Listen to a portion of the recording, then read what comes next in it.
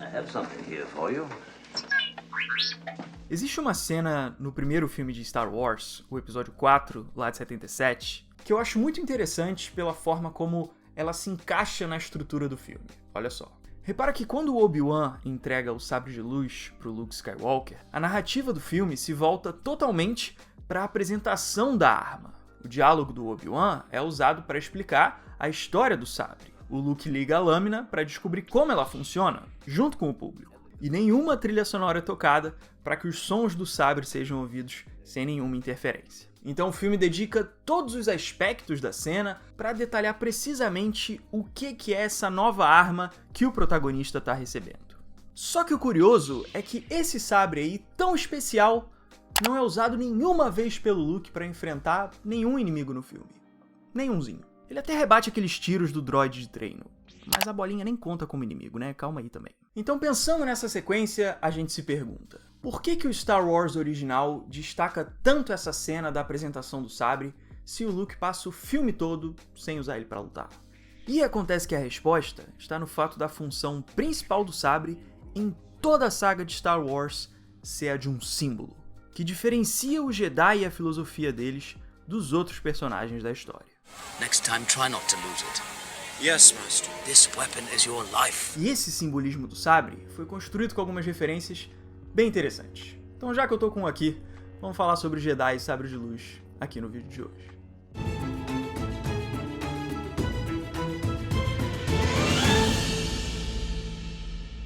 Para criar os Jedi e os sabres de luz, o George Lucas, que é o criador de Star Wars, traçou algumas referências para filmes e histórias mais antigas, incluindo duas inspirações muito importantes, que foram a clássica lenda do Rei Arthur e os filmes de samurai, principalmente os do Akira Kurosawa.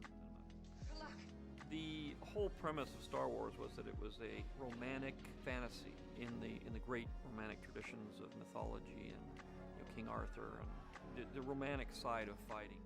No caso do Rei Arthur, a versão da história do Thomas Malory, do século XV, descreve que aquele que conseguir tirar a espada emblemática que está presa numa pedra terá o direito de ser o rei da Inglaterra. E como o jovem Arthur é o único que consegue tirar a espada da rocha, a posse da arma simboliza o destino dele como próximo rei, como uma pessoa única, diferente dos demais ao redor dele. Em Star Wars, o sabre do Luke também simboliza o valor dele como um escolhido único dentro da história. A passagem do sabre das mãos do Obi-Wan para o Luke Skywalker indica que a partir daquele ponto, o Luke terá como destino ser a nova geração da Ordem Jedi que vai salvar a galáxia. What is it? Your father's lightsaber. E essa sucessão dele como o novo Jedi vai sendo contada ao longo do filme. No desenrolar do episódio 4, o Luke entende a força, que é o campo de energia que envolve o universo, através de um treinamento com o sabre, canalizando a força na arma. E no fim da história, aquele aprendizado que ele teve com o sabre é justamente o que permite que ele tenha confiança na força e seja o único capaz de destruir a Estrela da Morte. Use the Force, Luke. Então, por mais que o Luke não tenha usado o sabre diretamente contra ninguém, no episódio 4, a espada é profundamente ligada à superação dele como herói. Porque o fato do Luke ser digno de receber o sabre foi o que fez ele ser o único capaz de encontrar na força o caminho para vencer o Império. O sabre é um símbolo porque ele marca a entrada do Luke nessa antiga filosofia Jedi, nesse caminho de vida que já estava sendo esquecido por muitos na época do Império. I want to learn the ways of the Force and become a Jedi like my father.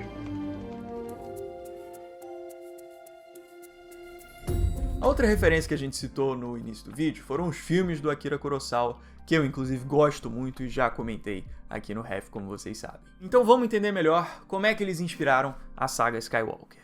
George Lucas suggested to me something of a samurai warrior.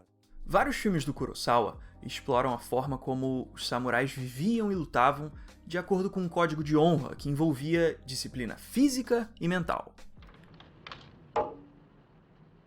No filme Yojimbo, o Sanjuro, que é o protagonista, usa uma espada para enfrentar um inimigo que está usando uma arma de fogo, que no contexto da trama é uma arma injusta, pela maneira como ela oferece um poder que não foi conquistado através da disciplina ou do treinamento. Mas o Sanjuro é tão habilidoso que ele consegue usar as capacidades humanas dele para superar o revólver mecânico do inimigo. Então no filme, a disciplina e a humanidade do samurai vencem a arma de fogo.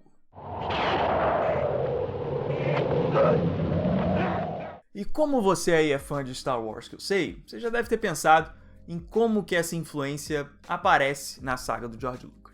Em Star Wars, os blasters são algumas das armas mais comuns desse universo. Eles são a arma principal das tropas imperiais, da época do Império, e também são usados pelos droids de batalha lá na época da República, que são os dois grandes exércitos de inimigos das trilogias originais da saga Skywalker. Os blasters representam a modernidade desse mundo, que faz com que a forma de matar seja mecânica e impessoal, como o simples disparar de um raio.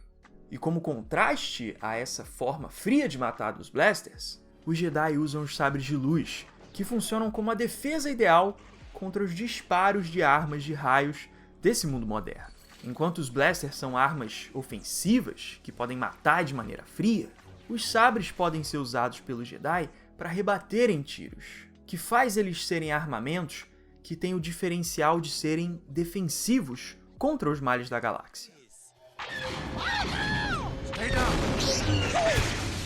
Então, assim como acontece lá em Yojimbo, naquela referência que a gente apontou, os Jedi lutam de forma honrada através da disciplina física e mental.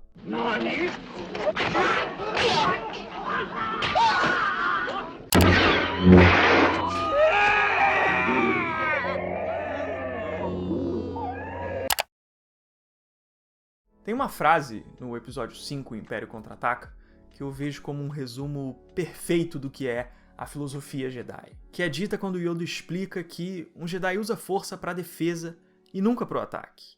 A Jedi uses the Force for knowledge and defense, never for attack.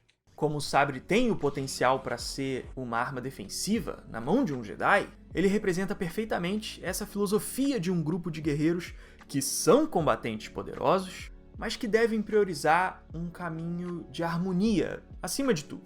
Por exemplo, enquanto os Sith usam a raiva do lado sombrio da força para manifestar raios ofensivos, os Jedi conseguem usar seus sabres para contra-atacarem essa manifestação de ódio de uma maneira defensiva. E esse é o grande diferencial dos sabres quando eles são usados pelos Jedi. A forma como as lâminas complementam a ideologia altruísta deles como protetores da paz. O Jedi que se compromete com a proteção da paz carrega no seu sabre uma lâmina certeira e fatal, mas que tem o diferencial de também poder ser um escudo contra as sombras da galáxia.